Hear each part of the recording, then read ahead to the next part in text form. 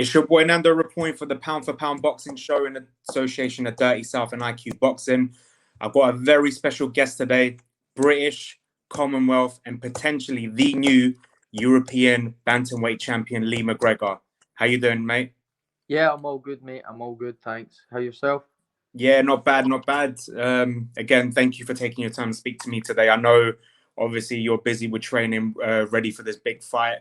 First of all, how's training going? Yeah, no, everything's going well. It's been a bit of a nightmare with the postponements and cancelled dates and everything like that. But it's just something I need to deal with. And everything's going as good as it can be ahead of the fourth new date that we've got now. So fingers crossed it can finally happen this time. Of course, obviously, there's the last year or so, there's been so many big fights that has had either to be cancelled or postponed. First of all, sum up the feeling that when you first heard, well, when you heard the fourth date and finally, we're nearly there. Yeah. Well, going back to last year, it's been a long time preparing for this fight, mentally, physically. It has been tough. I'm not gonna lie about that. I first found out about this fight when I was on holiday after my last fight in August. And so the last week of my holiday sort of turned into a little bit of training rather than enjoying the last week of my holiday because I knew it was obviously I had the fight confirmed for November, so it was basically straight back in training after that last fight in August, and we're now in March, and the fight's still not happened. So mentally, it has been tough. November was the first date. Obviously, I had positive with coronavirus, which made the fight fall through. Then January the 22nd was the new date, and British Boxing Board of Control cancelled that. Then we finally got the February the 6th date in Dubai, which I was very confident was going to go ahead. I was feeling amazing, going into that, and then right the last week before the day, hours before we were due to fly out, we had the call to say that it was cancelled again. It was just absolutely devastating.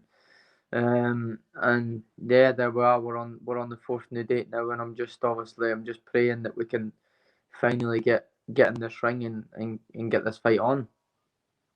100%. Let's go back to last year, August. Obviously, not a lot of fighters got the opportunity to stay a bit active in 2020, but you got the opportunity to fight Southern Area champion Ryan Walker.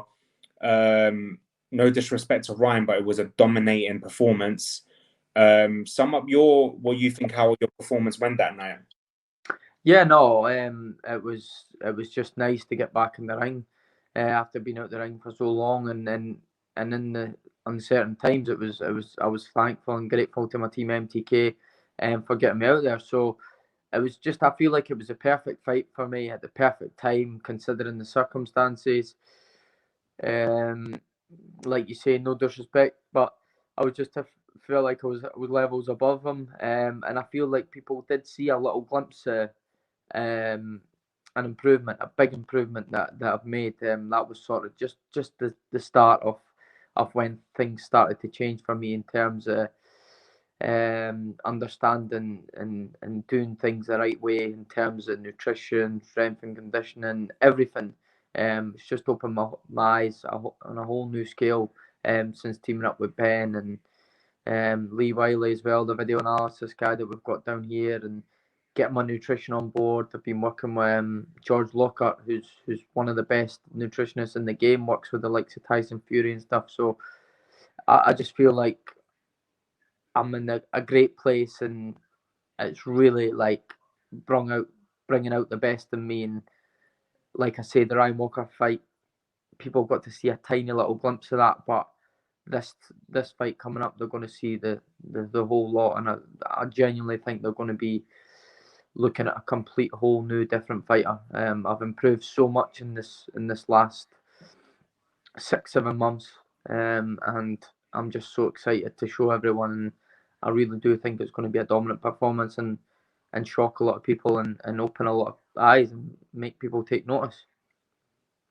We look forward to that. I'm a big fan of Ben Davison. He obviously, a lot of people, criticize them not being, not having enough experience to coach Tyson Fury. But you know what? Tyson wasn't the only one robbed that night.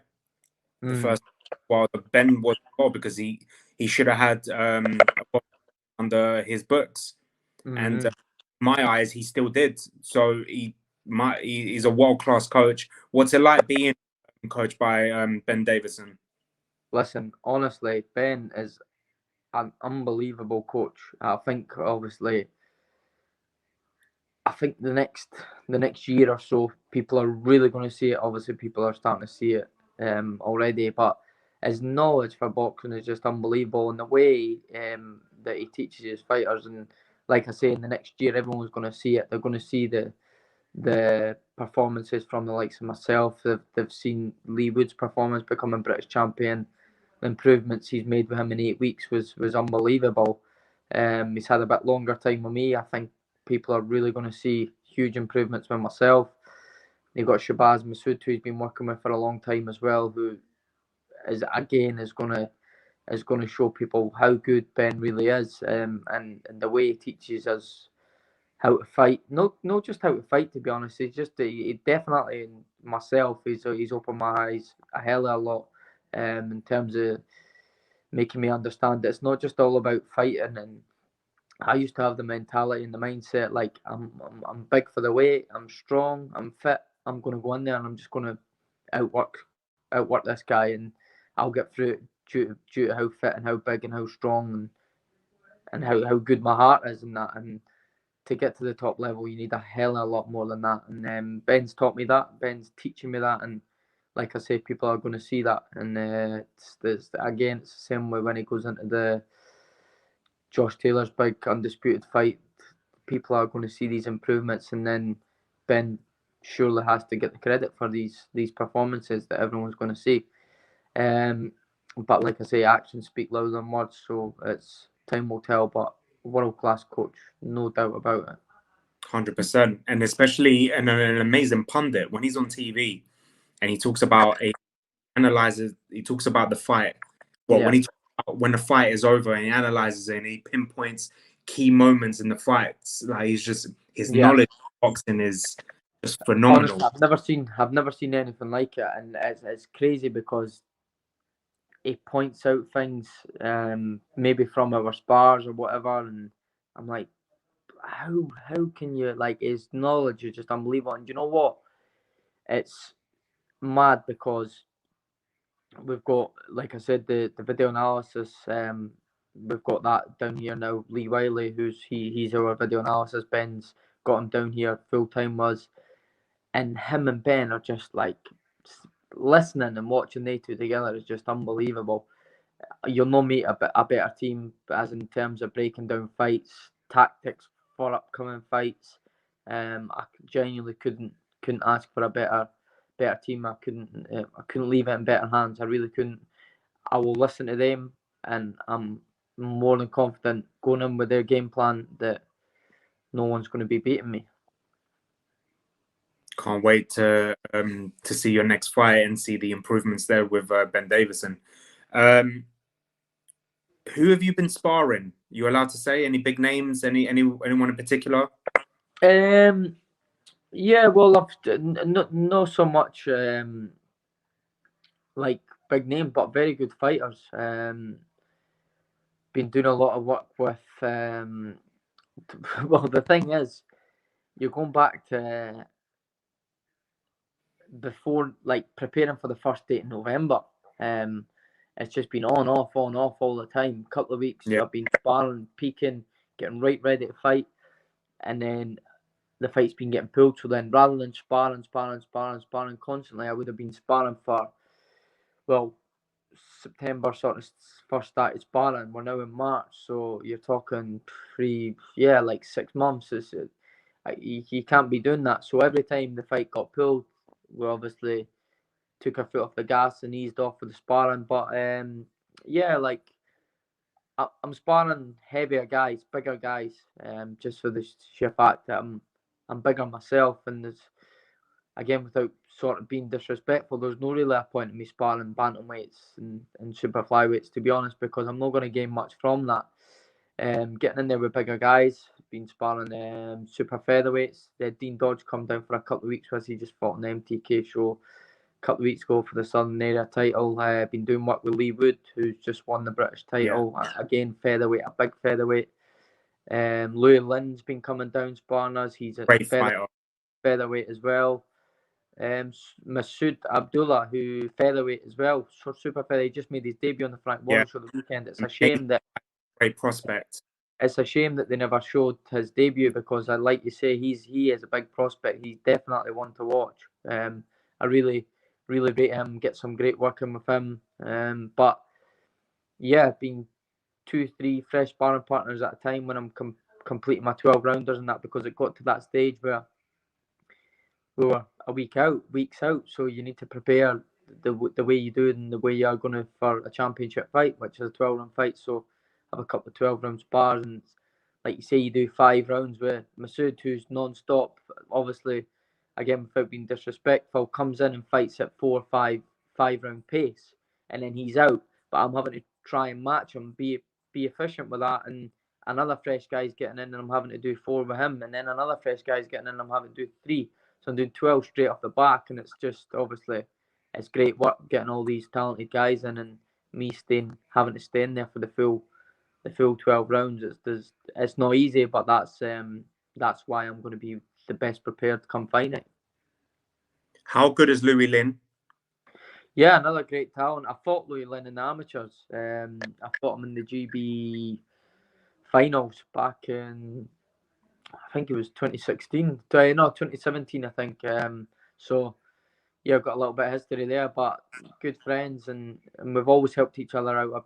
I used to spar him when I first turned pro, and so 3 years now, on and off, because I know you're always going to get good work with Louis. So in terms of when you've got a tough fight, these are the kind of guys you want to be bringing in and giving you some good work, because like you say, you want to be the best prepared you can be.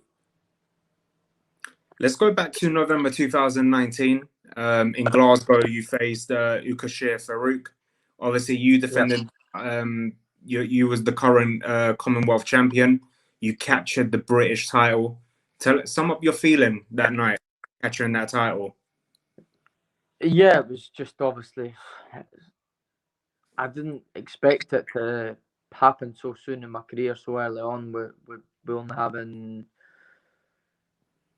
8 fights, or that was my 8th fight. I can't really remember, 7 or 8 fights. And fighting in a British and Commonwealth unification fight. It was quite surreal. Things you dream about, really, to be honest. And for it to happen so early on, I was over the moon, of course, when I won that fight.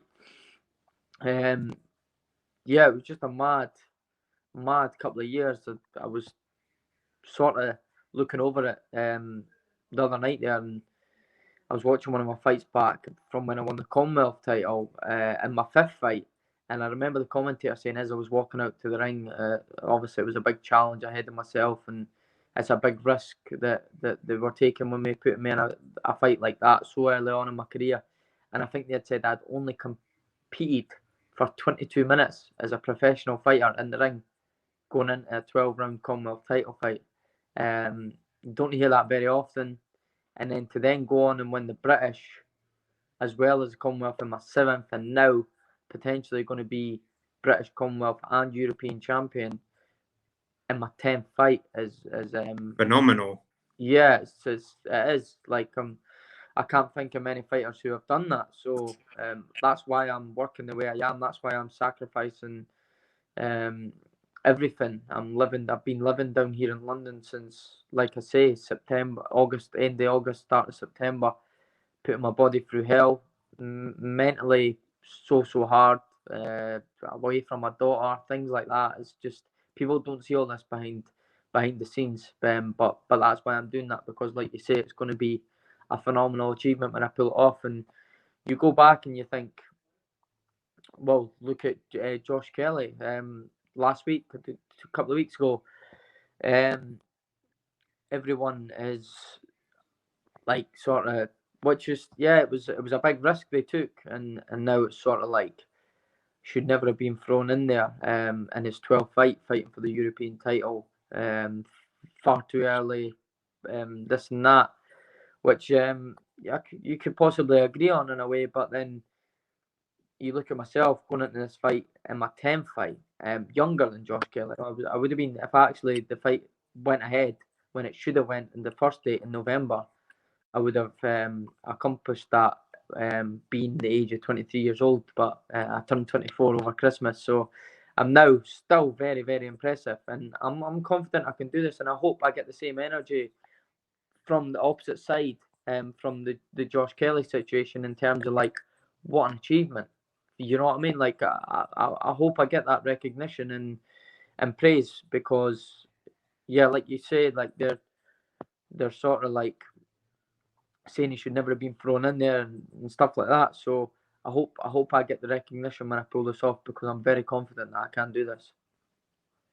I'm glad you brought up with Josh Kelly, because I was going to talk about that.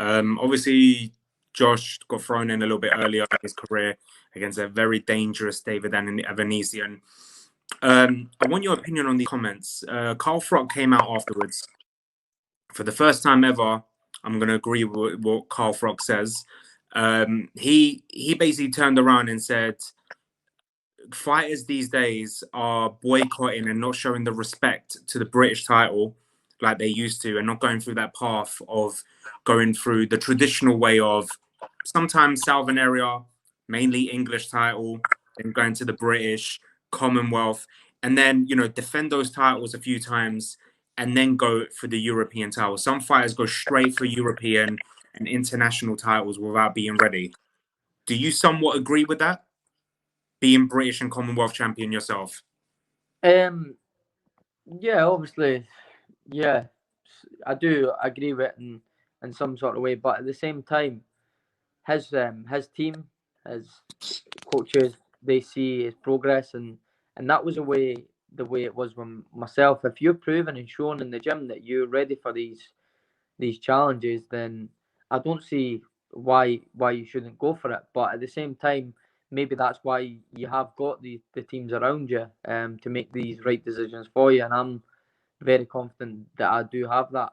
And like me being the fighter I am, I'm not scared of any challenge. I'll not back down from any fight. I want to be a multiple weight world champion. I really do. I don't just want to be a world champion. I want to be multiple weight. I want to do big things in the sport. So it's hard for me asking a fighter that question, because if I was in the shoes, I would be saying, well, I'll jump at any opportunity I get. But I do agree in some sort of way that you need to learn your trade, win the British title, win the Commonwealth title, gradually each step, which is kind of what I've done. But at the same time, it's been very short. Like I've been thrown in the deep end. It's either sink or swim with these situations, and so far I'm swimming, and I'm going to continue to do that until my rise to the top. Let's talk about your fight. Obviously, you're facing Kareem Guerfi. Do you know much about your opponent, and what dangers does he bring? Oh, I know a hell of a lot. I've been not stopped thinking about the guy for about 6 months with amount of postponements. But nah, I do. Obviously, we've studied him. We've watched bits of him. Yeah, he's a good fighter. Very experienced. A lot more experienced than myself. He's fought for world titles. He's been in with the very best world champions. He's yes, it's certainly a tough fight and a lot more experience than myself. But I'm confident I can go into this fight and show everyone that I'm the more experienced fighter in there. And people say, "You're mad," but like I keep saying, actions will speak louder than words. So when we get in that ring, I'm going to prove that I am. I am in control of the fight. I do look the more experienced, and but again, got to respect him, the things he's done. I think he's won the European title 3 times, so he's 3-time European champion. Been a pro for a long time, maybe possibly 15 years or something. it's mad, to be honest, but it's just one of them that I'm going to go in there and fight my heart out, and there's just simply no way that I'm going to be denied in winning this fight. Amazing. This isn't me trying to get you to call anyone out, by the way. This is just an opinion, and obviously we should never look past our opponents. But just for a future fight, you're ranked second in the British rankings of bantamweight. Number one. I was number one. It keeps changing. Yeah. Yeah, it keeps changing, but I looked today and you was number 2 and you're behind Khalid Yafai. That he's a very talented fighter? Is that someone you would welcome a future fight with? Oh, 100%. Like like I said earlier, there's no challenge I'll back down from. That's just me as a fighter. You may call me crazy, young, naive, or whatever you want, but that's just that's my attitude. That's the way I've been brought up from a young age, and like I say, I'll not back down from nothing. So if that was made sense for me and my team wanted that for me, then 100%. I believe I'm the best fighter, the best bantamweight in the UK. 100%. I'm very confident in that. So if it needs to be that fight to prove that, then so be it. But my main goal is to become world champion, like I said. So whatever gets put in front of me, then I'll go on to achieve that and do what I'll need to do to become world champion. You say you're big for your weight, and you say you're the number 1 British bantamweight in the country. Obviously, I can't see you going unless he goes up or unless you go up. Would you ever welcome a future fight with Britain's number 1 super flyweight, Sonny Edwards, or Britain's probably well, not even Britain's, but for me, the number 1 in the country for super bantamweight, and that's Michael Conlan. You say the 2 names. Obviously, first start with Sonny. I used to be teammates with Sonny. We got on really well. I highly doubt that fight would ever happen, but he knows I don't back down from any challenges. So that's not saying that would, but it's never going to happen because, like I say, we're good mates and that. And I think he's potentially even flyweight. So, and like you say, I'm big for the weight. Once I accomplish my goals and become world champion at bantamweight, then I'm going to obviously want to go up and go through the weights and achieve more things. Michael Conlan again is a guy I get on with really well. Sparred many rounds with him. It's a fight that may well happen. It's one that I wouldn't turn down if it was offered to me in terms of just for my profile, financially. Obviously, I'm very confident that he will become world champion very soon. So, listen, you're in the wrong game if you don't want to be world champion. So, if that's the guys there at the time, then I'm afraid then that's the fights I'm going to be pushing for. But yeah, like I say, I'm good mates with him, so it would have to take something.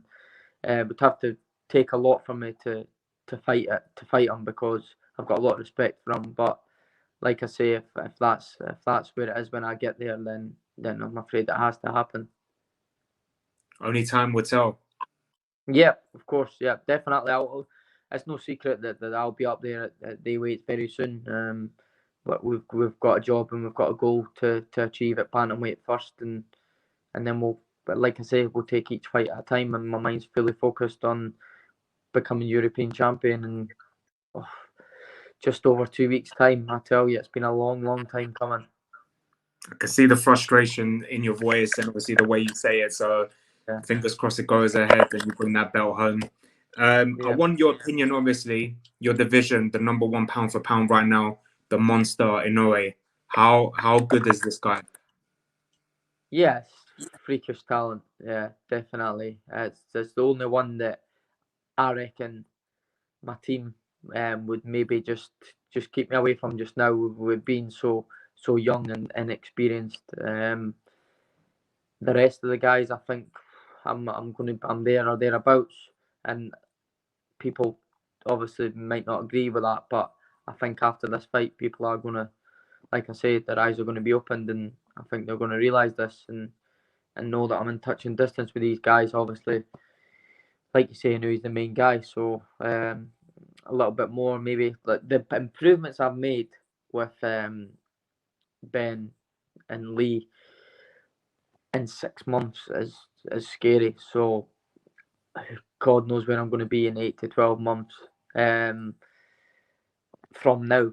So yeah, I reckon maybe it depends what happens when. But again, listen, when I get to these sort of positions and I'm in line for these fights, there's no way I'm gonna back down from anything, because it's just simply life changing stuff. It really is. Win, lose or draw, and I know for a fact that's the thing with me. And a lot of fighters don't really have this mindset, but they might think, why is he saying that? But I'm not scared to lose. Like, I'm not afraid to lose, and that's why I'm achieving the things I'm achieving. And that's because I'm taking the risks. But some people don't want to take the risks, so they're not going to get the rewards like I'm getting. And that's maybe some people need to take that on board. That don't be scared to lose. That's a lot of people are oh no, I might lose that. I'm going to lose that. Well, you're not going to get the rewards that I'm getting then if you've got that mindset. So just go in there and fight as best you can, and I'll always prepare the best I can. I find someone. It'll be hard to find someone who trains harder than myself. I put everything into it, and I'll go in, and when whoever's in that opposite corner of me, I'll be 100% confident in winning that fight. And I think, yeah, like we said earlier, guys do need to learn a craft, and they do need to slowly but surely build up and fight journeyman, etc. But yeah, take risks, because that's where you get the rewards. 100%. Two more questions. I asked my guest all this question, and I want to know who and why. Because obviously the biggest fight in British history, probably the biggest since Ali Frazier, is Anthony Joshua versus Tyson Fury. Who wins and why? I think Tyson Fury wins. Just the sheer fact he's just.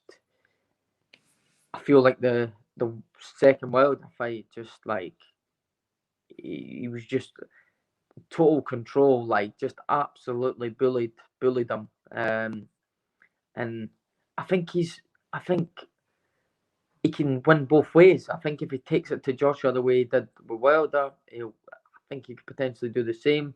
I reckon obviously he'll be a bit more cautious and cagey with AJ, but I still see the result the same as Fury coming through that. Just he's so gifted. Yeah, he's just so talented, and he's got things that Anthony Joshua hasn't really. To be honest, you look at the two of them, and you would say, "Oh, Anthony Joshua all day long," but looking like a good athlete doesn't win you fights. And that's been proved many times, and I think he will prove that when the fight happens. Over 10 people I've asked Lee, and I thought today was going to be finally someone that says Anthony Joshua, not a single Joshua till now. So listen, there's obviously it potentially can. Do you know what I mean? It's not like it's going to be an easy fight. There's heavyweight boxing. It takes one punch. So yeah, exactly. And Anthony Joshua is a huge puncher. So yeah. But if I had to obviously pick, then I would go with Fury, definitely. The last question. Obviously, you're fighting Guerfi for the European title. Is the fight going the distance? I'm prepared for it. Do I think it will? I don't think so. I'm performing really well in the gym.